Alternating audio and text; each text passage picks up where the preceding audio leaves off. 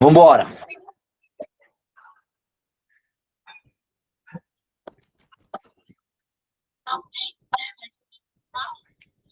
Eu posso combinar, se tiver uma relatura, fica mais fácil. Você quer ser relatora? Vamos aí? Fernando, eu acho que o seu áudio tá aberto aí. Agora não. Tá aberto? As semanas passadas estava assim também. Esqueci. Obrigado, irmão. Agora, nós, vambora. Então, uma boa noite a todos vocês, mais uma vez. Vamos dar continuidade aí. Hoje a gente fecha um bloco de estudo de história, tá? A gente vai fechar aí a Idade Média, ou quase fechar, tá? Eu imagino que os exercícios devem ficar para a próxima aula. Mas vamos ao que interessa. Na verdade, eu tô num slide que não era para estar nele. Deixa eu passar aqui. Vamos embora. Se você imaginar, pessoal, a gente fez o seguinte: a gente transformou o curso aí de Idade Média em primeira fase, seria a crise do Império Romano, para você aprender a introdução e a formação medieval, o feudalismo, né, como sistema econômico estruturado sob a lógica do feudo, da sustentabilidade interna do feudo, a ausência de comércio, sociedade estamental, a descentralização política e lá, né? E o filé mignon do Enem hoje, né? Para falar, assim, para resumir de verdade, é o seguinte: esse bloco, né? Ele tem aula 1 para você aprender, aula 2 para você aprender, aula 3, Enem, que é hoje, né? Hoje é focado na prova. O teu curso curte essa terceira fase da Idade Média. Então, muita atenção, embora eu creio que para entender a aula de hoje você tem que ter tido todo o processo já contínuo da primeira aula daqui para frente. A aula passada eu terminei com esse mapa. Estou riscando um mapa agora aí, qualquer coisa vocês me avisam que eu sou horrível aqui, tá? Esse mapa é o mapa da cruzada, ou das cruzadas como um todo. São 8 cruzadas, 9 porque tem uma que não é oficial, isso não vai alterar em nada, não se estuda, tá? O que eu quero que você entenda da aula passada é o seguinte: a causa da cruzada foi um pano de fundo religioso. Eu lembro que a gente conversou isso, até o chat adivinhou, né? Adivinhar não, né? Acertou. Tem um princípio de reconquista de Jerusalém pelos católicos contra os muçulmanos. Porém, a verdade por trás da cruzada, ela é um pouco mais complexa, né? Ela tem mais a ver com o afastamento da nobreza da Europa para a região árabe. Ela tem a ver com a transformação de terras árabes em feudos, né? Então a gente viu que ela tem todo um processo que nada, nenhuma novidade, nada é surpreendente, porque qualquer conflito, qualquer guerra na história, ela tem sempre um pano de fundo financeiro, econômico, poder, tá? E a cruzada não é diferente disso. Agora, o que interessa para a sua prova não é a causa da cruzada, é o efeito dela. Portanto, sua consequência, que é como a gente começa a aula de agora. Se você olhar para esse mapa, você imagina que em oito cruzadas, isso aqui se desenvolveu desde o ano 1100 até por volta do ano de 1300, quase 1400. Você tem aqui, vamos arredondar, 300 anos de guerra. Tá? Por que chama cruzada, professor? Por vários motivos. O motivo inicial, né, eles foram chamados cruzados por um aspecto religioso, porque os soldados carregavam à sua frente a cruz. Não sei se vocês já perceberam, imagino que sim, sobretudo os filmes medievais e coisas e tais. A espada tem forma de cruz, o elmo dos cavaleiros tem formato de cruz, as armaduras têm a cruz ao centro, a cruz no peito, né? E em especial a cruz vermelha, que representa a origem do Império Franco, né? A cruz, portanto, dentro do símbolo ali, né? Dentro da essência do exército, leva o nome de cruzada. Também leva o nome de cruzada porque eles tinham que cruzar toda a Europa. Eu não sei como é que tá aí as cores para vocês, mas aqui na primeira cruzada nós temos um verde um pouco mais escuro e eu te ajudo. É justamente essa aqui a primeira cruzada, ó. Ela vem por terra, cara. Ó lá, ela termina em Jerusalém por terra. Daí vem essa origem cruzada, porque eles tiveram que cruzar o mundo da época. Eles vieram a pé, irmão. A primeira cruzada demorou quase 2 anos para os caras para logística sair de Canterbury, essa região, sair da região francesa, e chegar até Jerusalém. Os caras demoraram ali uma média de 1 a 2 anos, tá? Então é bastante tempo. Então, como eles fizeram essa trajetória caminhando, daí vem o nome Cruzada. E daí, professor, grandes coisas, uma ova. Você acha que esses caras ficam 2 anos fazendo o que aqui? Eles fazem fotossíntese no meio do caminho? Você acha que esse cara aqui, vamos lá, o cavalo não morre, não tem frio, ninguém precisa dormir, sujou, deixa como tá. Cara, imagina 1 ano e meio de viagem.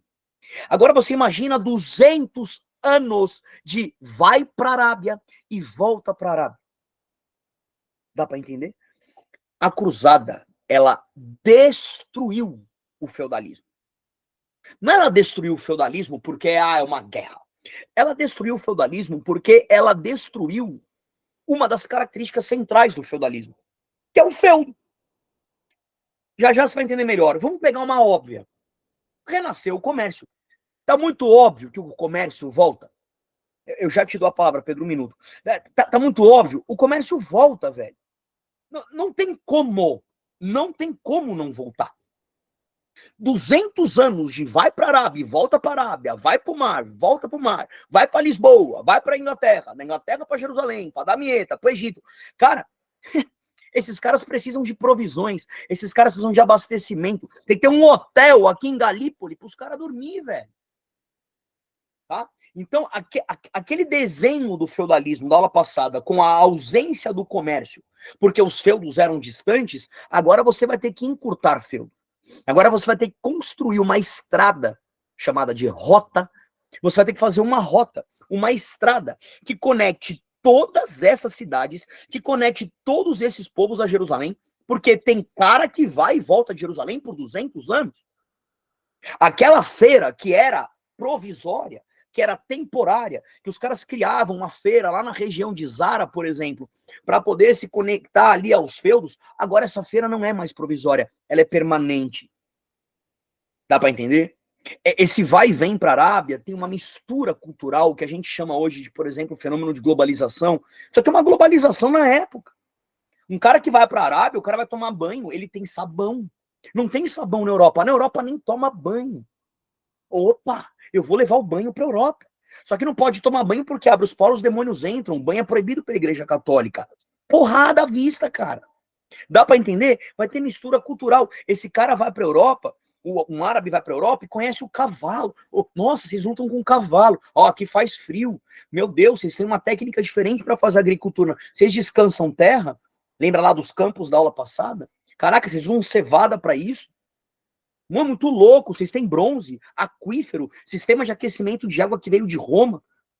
Nossa, vocês aí na Arábia tem tapete, tem vidro, universidade, óculos, matemática, álgebra, física. Veio da Arábia essa parada que vocês estavam fazendo agora, velho. Os caras colocavam vidro na janela. Você fala, eu quero levar vidro para lá. Então esses 400, vamos melhorar. Esses 200 anos de cruzada é um desenvolvimento comercial abrupto. O conhecimento de árabes pela cultura europeia, europeu pela cultura árabe, independente da pancadaria, velho, vamos fazer uma lojinha? Que tal a gente usar essas estradas que esses caras fizeram durante 200 anos? E vamos colocar nessas estradas feiras permanentes que vão vender produtos do mundo inteiro. Essas feiras permanentes que vão vender são as cidades. São os burgos, que eu lembro que na aula passada um brother colocou aí também no chat. É aqui que nasce o burgo. O burgo era o lugar onde esses mercadores se encontravam, ficavam esperando uma tempestade passar, o dia melhorar, o rio descongelar. Nesse vai e vem, eles se encaixotavam ali. Eles faziam uma espécie de um armazenzinho atrelado ao feudo para poder armazenar os produtos, porque eles iam, obviamente, levar eles até os pontos onde ficavam as rotas. Esses caras eram chamados de burgo. Burgo significa o canto do feudo. Aí o senhor feudal falava, ó o burguês aí, ó. O oitário. Ele fica aí guardando coisinha aí para vender lá no meio do nada, lá para... Coitado. Já esse burgo vai crescer e comprar o feudo. Dá para entender? Já esse cara tá batendo na porta daquela ponte levadiça, e o senhor feudal tá lá, eu sou o senhor feudal, herdei minha terra do lorde, não sei o que. O cara fala, dane-se. Quanto você quer nessa parada aí? Ó, aqui tem campo para produzir, eu quero que você plantar algodão, que eu quero vender roupa na cidade de Dortmund. Quanto que você quer nessa porcaria de feudo? Tá, pum. o feudo volta a virar terra. Olha lá, o feudalismo acabando. Pode perguntar, senhor Pedro.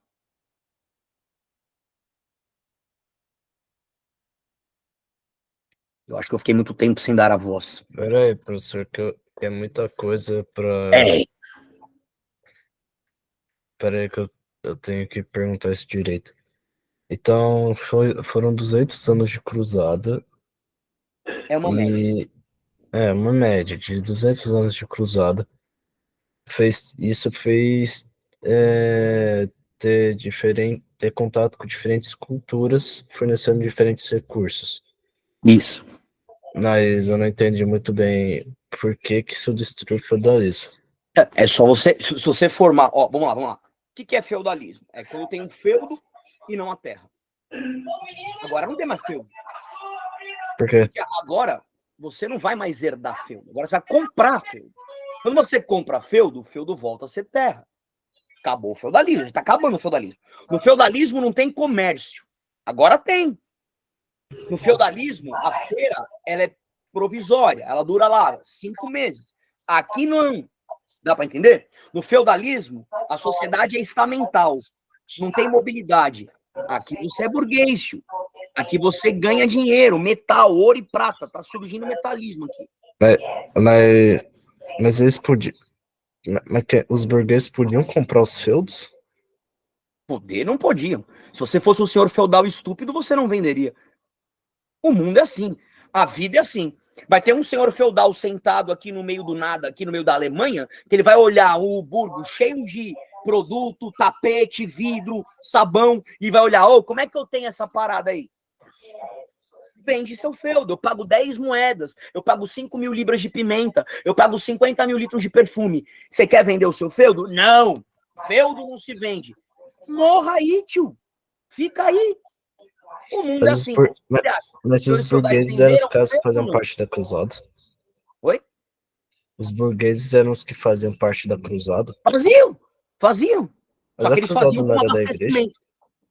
O burguês é um mito, velho. Vamos falar real. Ele é o senhor feudal ligeiro. Ele é aquele cara que sai da região aqui de Tessalônica, aqui na região, aqui, sei lá, da Grécia, e ele fala assim: eu não vou morrer lá na Palestina. Eu vou servir os soldados. Eu vou criar aqui uma rota comercial e vou abastecer o exército. Acabou isso. Então os membros das cruzadas não eram os burgueses. Oi? Os membros das cruzadas não eram os burgueses. Não. Os burgueses vão nascer na cruzada. Não tem burguês antes da cruzada. Quando a cruzada se forma, você tem os senhores feudais. Isso aqui é um processo. À medida que a cruzada vai se desenvolvendo, vão renascendo o comércio, vai renascendo o mercado, e esses caras vão virando burguês. Termina a cruzada, passam-se 200 anos, você vai ter o senhor feudal e você vai ter o burguês. E aí vamos ver quem vai levar, vamos ver quem vai ganhar, vamos ver quem vai instituir a modernidade. O burguês. Tem mais uma mão levantada aí. Então peraí, deixa eu tentar entender ele assim. Teve a cruzada, que teve esse contato com diferentes culturas, e com isso surgiram os burgueses, que decidiram pegar os recursos que eles tinham para poder comprar feudos. Com o passar do tempo. Com o passar do tempo. Com o passar do tempo foram surgindo os burgueses. Isso. Pelo amor de Deus, né? Aniele, eu já te dou a palavra rapidinho. Entendeu, Pedro? Com o passar do tempo. Não é assim, eu sou burguês, eu vou lá, derrubo o feudo. Como? São 200 anos de cruzada. Isso aqui começa em 1100. A cruzada vai terminar por volta de 1300 e alguma coisinha. Ali por volta de 1315, 1320. Então são 215 anos, cara. É tempo pra caramba. Só que é o período em que esse movimento de destruição da cruzada aconteceu. Destruição da cruzada não, do feudalismo pela cruzada. Pode perguntar, Aniele. Só, a globalização, então, ela veio depois dessas cruzadas de comércio, tipo, onde os feudalismos começaram a negociar, os burgueses foram atrás de outras coisas. Aí Tudo isso chama processo. Tudo isso chama processo. Né? Inclusive, vamos ser bem sinceros, é a parte mais difícil da história. Se tem alguma coisa difícil na história, é o que a gente chama dentro, como professor, de noção de ruptura e continuidade. Isso é uma das coisas mais tensas de aprender na história. É você pegar uma linha da história, que é o que geralmente as escolas fazem, aí você aprende um período e de repente você está em outro. Ah, eu era em 1500, agora eu estou em 2000, vai, por exemplo. O que morreu? O que continua? O que ajudou a formar o que eu tenho hoje? Processo. Esse processo de romper com uma era, trazer uma era nova e carregar para essa era nova o que importa, é a coisa mais difícil que existe na história. E é justamente o que os caras vão querer que você saiba na prova. Esse é o ponto do Enem na prova. A tua prova vai te perguntar sobre os processos. Porque ela não quer saber o que é o feudalismo, porque não tem feudalismo hoje. Entende? Ela quer saber o que é feudalismo, porque o que sobrou do feudalismo? Ó, vamos fazer uma coisa agora? Vamos fazer um exercício. Só para vocês enxergarem bem o que eu tô dizendo. Ó, eu vou jogar um exercício aqui para vocês. Deixa eu ir logo lá pro final. Nossa senhora, meu Deus. Aí eu fiz besteira, né? Fui demais. Caramba. Eu preciso colocar o... deixa eu pegar um que tem muito esse... Peraí. Aí, ó. Ó lá, pessoal. Ixi, será que tá aparecendo para vocês aí? Porque tá meio zoado isso aqui. Deixa eu refazer aqui. Nossa, aqui.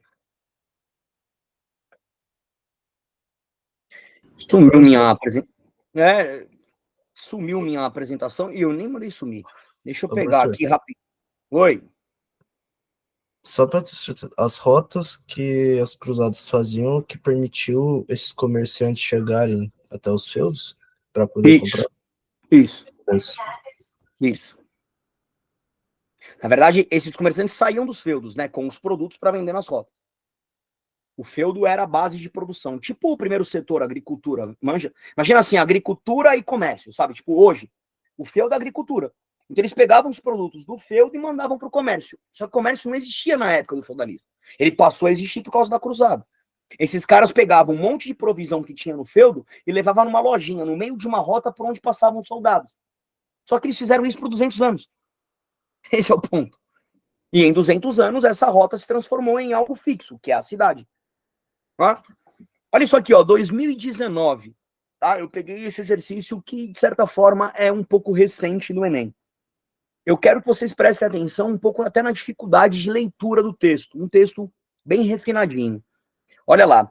A cidade medieval é, antes de mais nada, uma sociedade da abundância, concentrada num pequeno espaço em meio a vastas regiões pouco povoadas. Veja, é o Shrek lá que eu dei na aula passada, né? A cidade medieval é uma cidade no meio do nada, certo?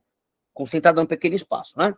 Em seguida, é um lugar de produção e de trocas. Olha lá que legal. Só que a cidade medieval ela começa a produzir produto para trocar. Veja, onde se articulam o artesanato e o comércio, sustentados por uma economia monetária. Aí é o nascimento da moeda, que eu já ia te dar logo mais, já estou te dando. Esses caras vão ter que criar a moeda de novo. Moeda de metal, tá? O metalismo, é ouro e prata. É também o centro de um sistema de valor particular, do qual emerge a prática laboriosa. Os caras gostam de colocar umas palavrinhas para irritar também. Laborioso significa trabalho, tá? Laboral significa trabalhar. É uma prática de trabalho e criativa do trabalho. O gosto pelo negócio e pelo dinheiro, que é o ouro e a prata, certo? A inclinação para o luxo, o senso da beleza. Aqui tem a ver com a globalização que a Nelly levantou. Esse senso de beleza, esse luxo. O que era o luxo numa cidade medieval? Trazer produtos da Arábia, produtos da Índia, produtos da África. Isso era luxuoso. Ó, a globalização, a troca, né? É ainda um sistema de organização de um espaço fechado com muralhas, onde se penetra por portas e se caminha por ruas e praças, que é guarnecido por torres. Cara, o cara acabou de te dizer que o feudo foi comprado. Veja, o burguês, ele comprou o feudo. Ele manteve a muralha. Ele manteve, a gente viu na aula passada aqui, eu abri aqui para vocês uma imagem do Google de Óbidos, né? Falei sobre Erfurt, Dresden, cidades da Europa que são ainda totalmente muradas, que são medievais. É isso. O burguês vai lá e fala, velho, quanto que você quer nesse feudo aí? Pô, um monte de campo produzindo coisa para danar, eu pago. O senhor feudal ligeiro vende, cara. O senhor feudal ligeiro vende, é óbvio. Ele fala, a riqueza não é mais feudo. Riqueza agora é metal. Riqueza agora é pegar meu ouro e comprar sabonete. Pegar meu ouro e comprar cavalo. Pegar meu ouro e colocar espelho no quarto. Ele sabe disso, usar pimenta. Já já vai ter que vir para o Brasil. Já já vem as grandes navegações. E eu já estou te dando o motivo das grandes navegações. Você já percebe o que está acontecendo. Então, o cara te disse isso no texto. Olha o Enem te dando uma aula na introdução da questão. Pô, o cara foi lá, comprou o feudo, transformou o feudo em cidade, tem comércio, tem transporte, tem não sei o quê, tá meio isolado, ainda tem um muro, mas não é mais feudo. É cidade medieval. Veja, passa X. Olha lá, ó. No texto, o espaço descrito se caracteriza pela associação entre a ampliação das atividades urbanas e o quê? Ou seja, o texto está dizendo que tem atividades urbanas aonde? Dentro do feudo. Qual é a alternativa que fala dentro do feudo? A. Emancipação do poder hegemônico da realeza. Mas deixa eu te dizer uma coisa. Professor, a realeza vai ter poder sobre a cidade? Vai. Essa alternativa A, ela não é bizarra, tá? Ela não é uma alternativa escrota. Essa alternativa A, ela tem sentido, porque quem manda na cidade, vocês vão ver o absolutismo. Esses burgueses, vou falar uma coisa pra vocês, é um segredo que eu vou revelar. Rico não gosta de fazer política. Rico gosta de ganhar dinheiro. Isso é na história, irmão. Ah, eu sou burguês, mando na economia da cidade. A última coisa que esse cara quer é ficar fazendo reuniãozinha para discutir imposto. A última coisa que esse cara quer é ficar criando regras de comportamento nas ruas. O cara é muito chato. Os burgueses, eles vão liderar as cidades e passar o poder para os reis. Aqui os reis vão ter poder. Então, o absolutismo é o poder das cidades medievais. Ou seja, a emancipação do poder da realeza, portanto, do poder do rei e sua família, faz parte do contexto medieval. Mas está escrito isso no texto. O texto é sobre isso? O cara está falando de política no texto? O cara está falando no texto que era uma cidade medieval comprada e transformada em uma cidade... um feudo comprado e se transformado numa cidade medieval. Está fora de contexto a alternativa A. Mas ela não é uma frase fora da realidade. B. Aceitação de práticas usuárias de religiosos. Não, aí não dá, né? A religião está perdendo muita força nessa época. A independência da produção alimentar dos campos. Os campos ficaram independentes, não servem... Não. Os campos abastecem a cidade. A superação do ordenamento corporativo dos ofícios. Isso aqui eu ia te falar mais para frente, tá? Professor, o que é ordenamento de corporação de ofícios? Quando as cidades começam a bombar, quando elas começam a crescer, os burgueses vão se organizar em ordens de corporação de ofício. O que é isso, professor? É tipo um sindicato patronal. Os burgueses, tipo assim, ó, eu sou um produtor de vidro, você é um produtor de vidro, você é um produtor de vidro. A gente se unia e formava uma corporação, um ordenamento corporativo de ofício. A gente era uma ordem do corpo do ofício. Qual ofício? Trabalhadores do vidro. A gente discutia preços do vidro, como o vidro era produzido, impostos, transporte de vidro, qual é a qualidade, teste. Isso aqui é uma união de milionário, cara. Tá? Eu falaria isso para vocês ao longo da aula, mas já estou falando. Ou seja, esse contexto está relacionado à superação do ordenamento corporativo. Nós estamos superando o feudalismo. Está nascendo o ordenamento cooperativo. Está nascendo a união dos mercadores. Está nascendo a união da burguesia. O ordenamento corporativo de ofício é a união de burgueses. Isso não está sendo superado. Isso está sendo instituído. Então, a alternativa D também você chutaria. A alternativa E, a permanência de elementos arquitetônicos de proteção.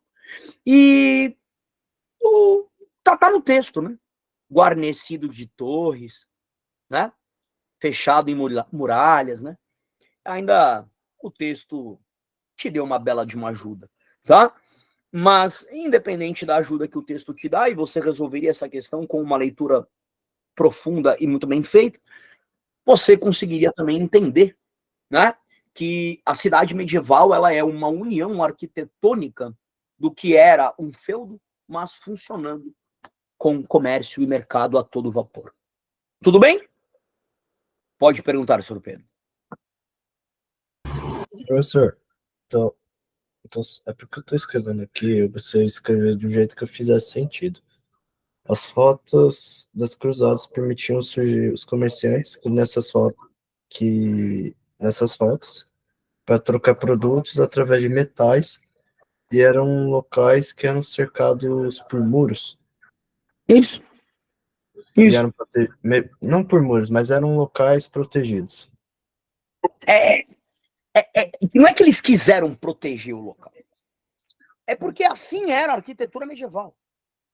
Esse lugar protegido não é protegido de alguém. Era protegido lá da época medieval. Essa ideia de uma proteção arquitetônica é justamente para passar para você a ideia que os feudos viraram terra. Eu comecei a aula passada, semana passada, dizendo para vocês que as terras viraram feudo. Hoje eu estou dizendo que o feudo está virando terra. E eu aqui por dentro fico corroído, porque eu lamento muito, porque infelizmente a gente tem aqui um cursinho. E nós temos aqui 40 minutos para te explicar o que seriam basicamente em um curso escolar, 1 mês e meio de aula, né? Pelo menos aqui eu tenho 3 capítulos de uma apostila do ângulo. E eu tenho 40 minutos. Então eu entendo um pouco a aflição de vocês e como as coisas parecem passar muito rápido, né? E é por isso que eu falo, cuidado, porque isso é um processo, né? E aí é aqui que o cursinho se transforma em algo um pouco cruel, porque eu preciso literalmente caminhar com 4 conteúdos em meia hora. Eu entendo vocês, é terrível, né? Aniele levantou a mão, pode perguntar, por favor.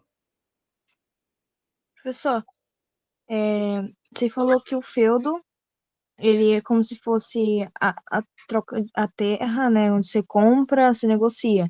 E também ele seria como se fosse o primeiro setor de produção, onde... Certo. Mas o que seria o feudo? São pessoas? Então, isso é a aula passada. Ah, Entendeu? Na aula passada, o feudo, ele era um pedaço de terra que não pode ser chamada de terra. Por quê? Porque ele não pode ser comprado. O feudo, ele era adquirido por uma conquista de guerra. O feudo era adquirido por uma vassalagem. O feudo era adquirido por uma herança. O feudo, ele tem um valor muito medieval. Era uma instituição de que eu lutei muito bem pelo meu grande rei, pelo meu grande general, e eu ganhava aquela terra. Por isso que não chama terra. Porque o feudo, ele não pode ser comprado e vendido. Um feudo, ele é hereditário. Se eu ganhei aquela terra do senhor X, eu vou lutar pelo senhor X o resto da minha herança, da minha árvore genealógica. Quando eu morrer, meu filho vai lutar por ele, meu neto vai lutar por ele, meu tataraneto, e se não tiver, a igreja pega. Por isso que a igreja criou a cruzada, porque ela queria que esses caras morressem e sobrassem feudo para ela. Porque a igreja, ela não compra terra. Ela ganha os feudos quando não há herança. Esse é o ponto. E um feudo, ele é hereditário. Agora o feudo não é mais hereditário. Por isso que o Pedro perguntou, mas professor, um senhor feudal pode vender um feudo? Porque feudo não pode ser vendido. É o que eu disse. Realmente, o feudo não pode ser vendido. O Pedro não está errado na pergunta dele. Mas a vida é assim. E as transformações históricas são assim. Vai ter um senhor feudal que vai falar assim, cara, eu vou ter que vender meu feudo. Ah, mas não pode. Dane-se. Ah, mas meu tataravô, ele tá morto. Eu vou ganhar, eu vou ganhar cofre de ouro, velho. Eu não vou ficar aqui com feudo fechado enquanto os caras estão com a cidade bombando. Então ele vende. E por que a cidade quer o feudo? Porque o feudo é, agora o que você falou, Aniele, é o primeiro setor. O feudo passa a ser a agricultura, o fornecimento da cidade. Que é exatamente o desenho que a gente tem hoje. E isso cai pra caramba, já vou te avisando. Em geografia, chove. Pode perguntar para a geografia. Chove em geografia, no Enem, formação de cidade. Urbanismo, ruralismo, a mecanização do campo. Nossa, chove. Pode perguntar para ele. Essa coisa de passagem, essa relação cidade-campo, primeiro setor, segundo setor, pô, geografia bomba. E aqui tá a história para te dar uma bagagem histórica de quando isso nasceu. Porque o senhor feudal precisa vender o feudo e o burguês precisa do feudo, porque é o feudo que vai abastecer a cidade. O feudo planta cevada, aí eu vou pegar a cevada, fazer uma cervejinha lá e vender para um árabe. Esse é o ponto. E vai virar essa questão do comércio. Vou ter que virar moeda, a gente vai ter que fazer banco. E o banco para dar crédito, para fazer troca de câmbio.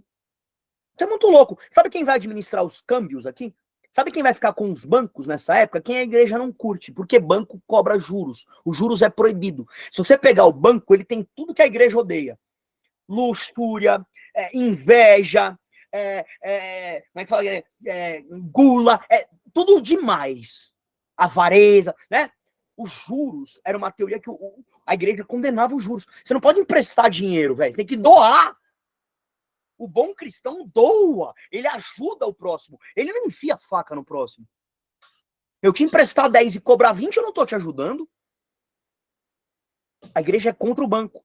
Quem assumiu os bancos nessa época? Quem ganhou dinheiro aqui? Quem ganhou moeda? Os judeus. Porque os judeus podiam...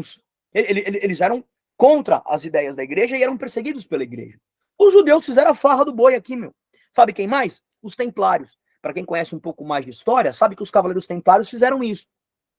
Os templários eram soldados que, no meio da cruzada, eles se transformaram em soldados sagrados. Eles largaram a parte militar e focaram na parte de estudar Jesus.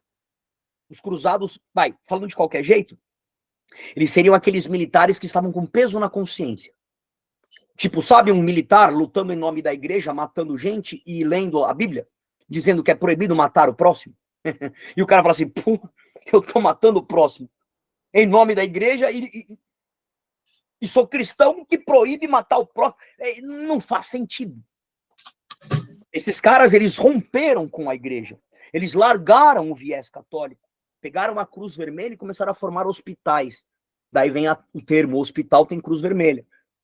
A cruz vermelha do hospital é justamente a lembrança dos templários, que é a cruz. Por sinal, é a mesma cruz que está na caravela que chegou no Brasil. A caravela que chegou no Brasil tem uma cruz vermelha nela. O que isso significa? Que alguém está financiando aquela viagem, irmão. Quem financia é o banco. E o banco vem da onde? Dos templários que tem a cruz vermelha. Porque os templários romperam com a igreja. Agora vai começar a geral romper com a igreja. Esses caras foram chamados de movimentos heréticos. Aqui, ó. Aqui, ó, movimentos heréticos. Esses movimentos heréticos foram membros da própria igreja que romperam com a própria igreja. Eles passaram a tentar reformar os ideais da igreja.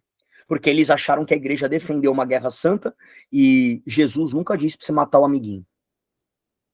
Se eu fosse aqui um professor muçulmano e árabe, não teria problema nenhum em dizer para vocês que a guerra santa, a jihad, é autorizada por Maomé.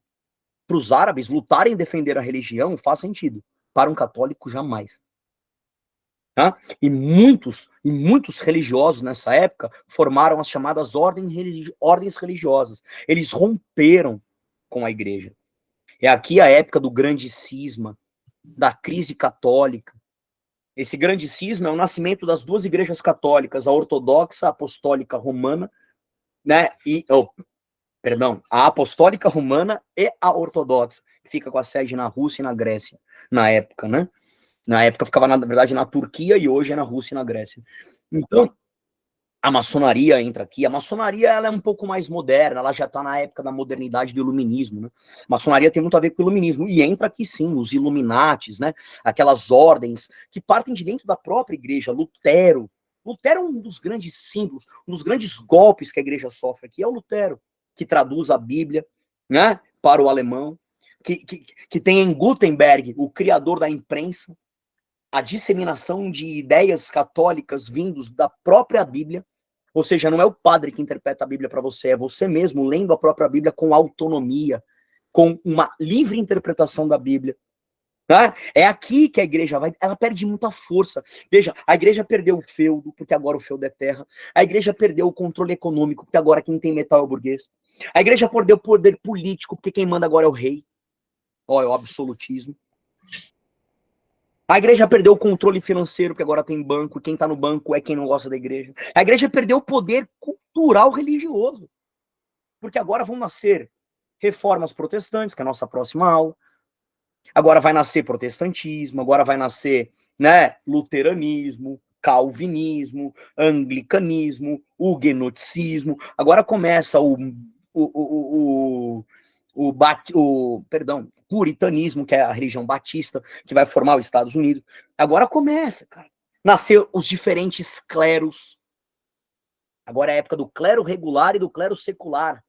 Você vai ter papa casado, cara. Olha que coisa louca. Já já o Papa é um dos Borgias. As famílias Médicis e Borgias que dominavam ali a região de Florença e Veneza, que era o auge do Renascimento, que é a nossa próxima aula.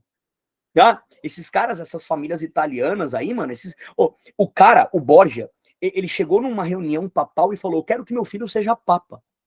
Aí os papas assim, não, mas para ser papa tem que ser do clero, tem que ser, como é que fala lá? Cardeal. O cara pegou o dedo do Papa e cortou no meio. O cara cortou o dedo do Papa, velho. Não era o Papa, desculpa, era um cardeal lá, perdão. Não era o Papa, era um cardeal. Ele cortou o dedo do cardeal. Falou assim: você quer que eu corte quantos dedos você botar no meu filho? Meu filho é o novo Papa ou eu vou cortar dedinho de cardeal aqui? Tá bom, seu filho é o novo Papa. Olha a estrutura religiosa que vai ser formada aqui. Uma estrutura racional, humana, burguesa, poder. Mas é um poder mais financeiro, um poder mais político, e não um poder religioso. Tá? Então é isso que eu quero que vocês percebam. Os bancos vão ser quem vai assumir os movimentos heréticos. Você acha que o Hitler perseguiu o judeu na Segunda Guerra Mundial por quê? Porque ele acha que o judeu tem grana. Se quem tivesse grana eram marsupiais, ele ia perseguir marsupiais, velho. Né? Ah, tem os visigodos, vão perseguir visigodos. Né?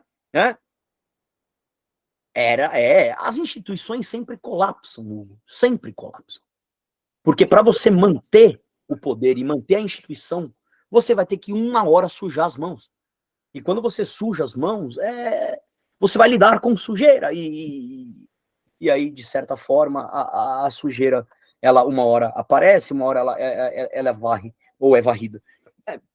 Então, esse momento da história é um momento que a gente chama de momento de renascimentos. Percebam como os fenômenos clássicos, eles renascem. Porque ninguém inventou a cidade renasceu, ela já existia. Ninguém inventou o banco era fenício, a gente traz o banco de volta. Ninguém inventou a moeda é fenícia, a gente renasceu a moeda. Ninguém inventou a figura do rei. O rei já existia, tinha o faraó no Egito. A gente renasce, tá vendo? É a época dos renascimentos. Roma já era uma sociedade de classe, a gente estudou. Vamos renascer essa sociedade de classe. Já existia a filosofia grega, que eu imagino que a professora ou o professor de filosofia trabalhou com vocês. Já tinha Platão, Aristóteles, né? Eles já estavam lá. Né? Os céticos, já existia ali, né?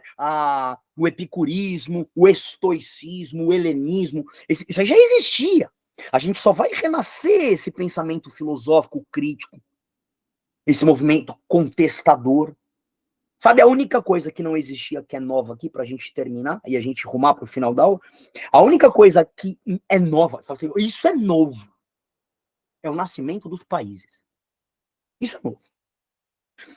Quando as cidades começam a se unir por fronteiras e fechar essas fronteiras e entregar a fronteira ao poder do rei e chamar aquele país de nação, você tem uma novidade. A gente na história fala França, né? O Egito, a Grécia, mas nunca existiu um país. Essa é a verdade. Até Portugal e Espanha. Isso a gente vai estudar nas grandes navegações que virão também aí na aula. Tá? Até vir em Portugal, Espanha, Inglaterra e França. Os 4 primeiros países da história. Até lá não tem país. Né? Isso aqui é novidade. E eles faziam isso por idioma. Idioma. Era o idioma que regrava um país. Você andava e falava, que idioma que você fala? Que idioma que você fala? Que idioma que você fala? Eu sou francês. Fala francês? Fala francês, fala francês. O cara não tá falando francês? Fecha a fronteira. Esse é o ponto. Fala você? Fala, fala, fala. Fecha a fronteira. Eles começaram a se organizar por idioma. E aí os países começaram a se formar pelas fronteiras. Vai ter conflito, vai ter bagunça, porque vai ter povo que vai falar 2 idiomas, 3. A Europa ferve aí também. Eu acho que em geografia vocês também trabalham muito a geopolítica, né? Principalmente ali da região da Guerra Fria. E tudo aquilo é herança dessa época. Porque os países europeus, quando nasceram, eles nasceram com base no idioma, mas nem tem país com 4 idiomas. Como é que vai nascer a Suíça se ela fala inglês, francês, alemão? Né?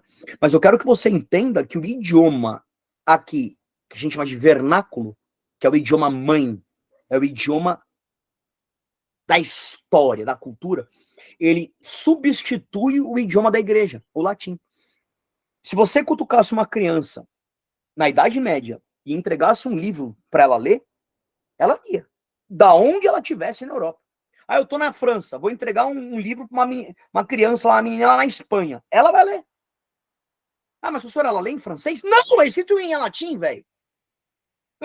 Não tinha livro em francês.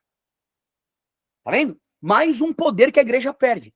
Com o nascimento dos países, o que vale é o idioma do país.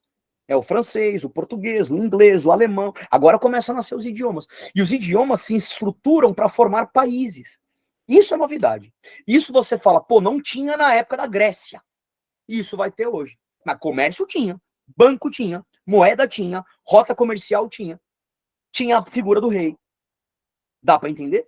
Então esse é um período de grandes renascimentos, de perda da estrutura do poder da igreja e, ao mesmo tempo, uma grande novidade que é o nascimento dos estados modernos, que é o nascimento dos países, mediante a união deles por fronteira a partir do idioma. Pode perguntar, senhor. A gente já entrou embaixo da Idade Média. Oi? A gente já tá embaixo da Idade Média. Já está na navegação quase. Já estamos na Baixa Idade Média. Nós já estamos aqui, ó. Tá vendo? Ó, se você pegar essa estrutura, esse slide, ele é o slide certinho das nossas aulas. Ó, isso aqui é a primeira fase, né, que a gente teve. Aqui é a segunda fase, que foi a aula passada. 1200 é quando as cruzadas começam a bombar. Aí aqui, ó, de 1200 até as navegações, eu escolhi 1500 por causa do Brasil. Aí é a aula de hoje. Aqui já é a Baixa Idade Média. Aqui, eu achei que você tinha dito que ia desenvolver na próxima aula. Não. A próxima aula a gente vai fazer exercício e eu vou passar para vocês o renascimento. Porque o renascimento, que seria as reformas e o renascimento cultural, eles já vão conectar a gente ao quarto bloco, que é o bloco das navegações e a chegada na América. Tá? Então, por exemplo, o renascimento vai ser estudado mapa, cartografia, bússola, pólvora, né? É a época das invenções, da figura do homem. É ali que bora para a América. Então, renascimento seria esses tópicos aqui? Isso. Depende qual renascimento você fala. Ó, na prova. Comercial, rotas, bancos, cidades, mas eu tô falando desse. Sim, sim. Mas pensando em Enem, quando você usa a palavra renascimento, o conceito renascimento, ele virou um clichê. Qual que é o clichê cultural? É o renascimento filosófico, que é o da próxima aula.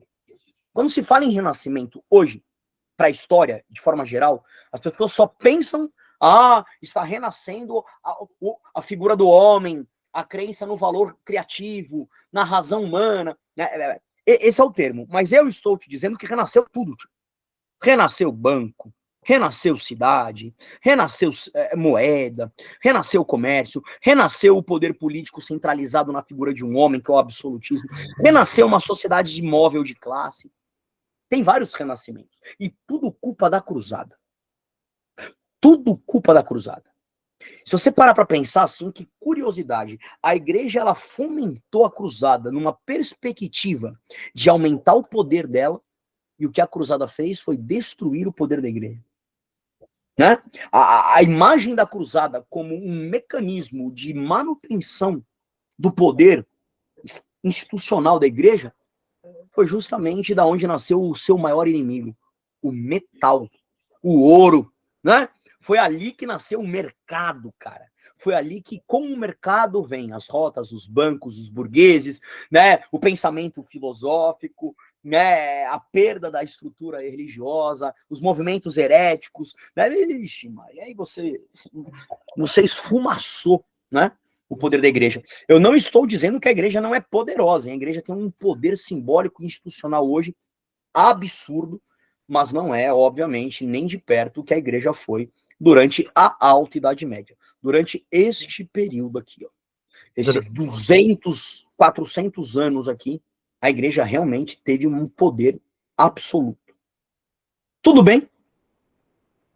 Durante o Renascimento teve renascimento de classe social? Sim, esse renascimento de classes, o que eu estou trazendo para vocês? Acabou a estamentalidade da sociedade. Você não tem mais aquela coisa de clero, burguesia, clero, nobreza, né, e servidão. Orar, né, trabalhar, lutar, acabou. O exército agora é um exército profissional. O exército agora não é um nobre que luta, que tá lá na cavalaria. Não, cara, o exército agora é um cara contratado pelo governo para proteger a fronteira. É um exército pago pela burguesia. A burguesia paga o exército dar poder para o rei poder fazer leis que protejam a burguesia. Essas leis chamam leis mercantilistas. É o mercantilismo, né? Que é o sistema de proteção, né, do metal. Né? Quem tem mais metal é mais rico. Você consegue explicar de novo, professor, essa parte do grande cisma, ordens religiosas? Tá. Isso aqui são conceitos que geralmente vocês pegam, né, dentro de apostilas e de um curso maior. Mas vamos lá. Toda essa região, todos esses conceitos aqui, eles estão relacionados a uma crise católica. Sim. A igreja católica ela vai perder força. Vocês vão ver isso vai ficar melhor na próxima aula. Por quê? Por que ela vai perder força? Porque mediante essa transformação sociocultural, de cidade, econômica, a própria igreja vai ser contestada. Porque, por exemplo, a igreja vai proibir o banco, e os caras dentro da igreja vão falar, por quê? A igreja vai dizer assim, é proibido casar, padres não podem casar. Eu falei isso na aula passada, e os caras vão falar, por quê? Aonde está escrito? Começa uma série de contestações à igreja. Uma das principais contestações são dos templários. Por que a igreja lidera uma guerra se é proibido matar? Então, o grande cisma é a separação da igreja em duas ordens, que é a apostólica romana e a ortodoxa. Até hoje, tá? A igreja são duas instituições católicas. Uma chama apostólica, uma chama ortodoxa. Sede Vaticano, sede na Rússia e na Grécia. Tá? Por que a igreja se divide? Porque começa a expulsar muitos clérigos. Muita gente começa a sair da igreja. A igreja começa a mudar o seu estilo. E a ortodoxa não quer mudar. Porque a apostólica romana ela é uma igreja reformista. Ela altera as suas regras. A ortodoxa não altera, por isso é uma ortodoxa. Então a igreja começa a brigar. E aí, a gente vai mudar as regras do catolicismo ou vamos manter? Treta. Ordens religiosas são membros da própria igreja que começam a romper com a igreja. São Francisco de Assis vai criar os franciscanos. Aqui começam os beneditinos. Né? Esqueci agora. Os beneditinos, os bernardinos. Né? Começa a nascer os santos. Né? Que esses caras vão criar agora ordens religiosas que vão viver o catolicismo fora da igreja. Esses movimentos heréticos que eram conhecidos de hereges, né? Aí eu citei exemplo desses caras, dos templários, dos judeus, né? Essas ordens que não respeitavam a igreja. O clero regular e o clero secular, né? O clero regular é aquele clero que vai manter a sua estrutura mediante a história. O clero secular vai começar a rever os seus ensinamentos e as suas teses. Um grande debate aqui é se padre casa. Por exemplo, o clero regular começou a permitir o padre a casar. O secular, desculpa. O regular não quis. Para prova, você não precisa dessas coisas, tá? É só para você entender mesmo a crise da igreja. Isso é importante. O nome desses conceitos e que eles estão dentro de uma ordem maior, que é a perda do poder supremo central da igreja. E que existe um golpe na igreja que vem de dentro da própria igreja. É uma crise católica. A sociedade ataca a igreja, o poder político ataca a igreja, o poder comercial ataca a igreja, e a própria igreja começa a se esfacelar de dentro dela. Tudo bem? Beleza. Beleza, pessoal? Semana que vem a gente finaliza esse bloco fazendo exercício e falando de renascimento, e eu já vou fazer a conexão com o próximo bloco, que é o bloco das navegações. Tudo bem?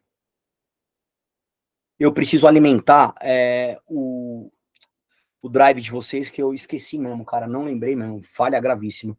Eu vou alimentar, já vou dobrar ele, até amanhã à tarde o drive tá bombando lá, meu drive tá atualizado. Um forte abraço para vocês, pessoal, bom lanchinho aí, boa semana, e até, né, a semana que vem. Tamo junto. Senhor Noé, agora você pode liberar o seu áudio, fica à vontade.